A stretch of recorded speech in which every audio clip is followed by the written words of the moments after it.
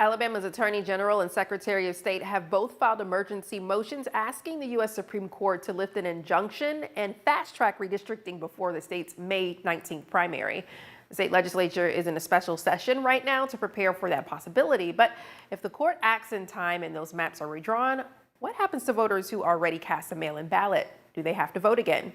We verify. Right now, the Alabama legislature is meeting in a special session called by Governor Kay Ivey, and all eyes are on Montgomery. Last week, the U.S. Supreme Court issued a ruling saying Louisiana relied too heavily on race when creating a second black-majority congressional district, significantly weakening the Voting Rights Act. Now, Republican state leaders are asking the Supreme Court to lift an existing court order so they can move forward with redistricting before the primary election, a change that could eliminate the only two majority black congressional districts in Alabama. With mail-in ballot applications due May 12th, some voters have already cast their ballots. If you're one of many who have already mailed in a ballot, you may be wondering what happens if the state's congressional maps are redrawn. Do you have to vote again? Let's verify. Our sources tonight are the Alabama Secretary of State's website, State Representative Christopher England, and Jessica Fortune Barker, co-founder of Lift Our Vote. Here's what we found. According to Representative England, if the Supreme Court lifts the order and new maps are put in place before the primary, any mail-in ballot already cast under the old map would almost certainly be invalid for the congressional race.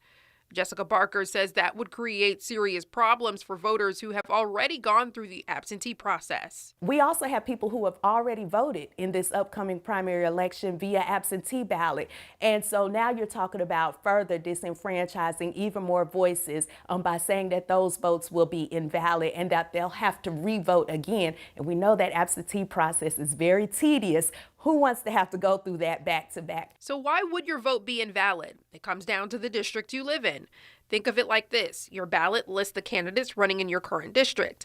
If the maps change, your address could end up in a completely different district with completely different candidates. And since your old ballot wouldn't match your new district, it would not be counted for the congressional race. But here's the thing.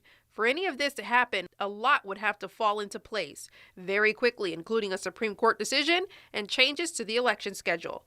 So we can verify that, yes, if Alabama is redistricted before the primary, mail-in voters in affected districts would likely have to vote again. But as of right now, no map changes have been approved and your ballot still counts.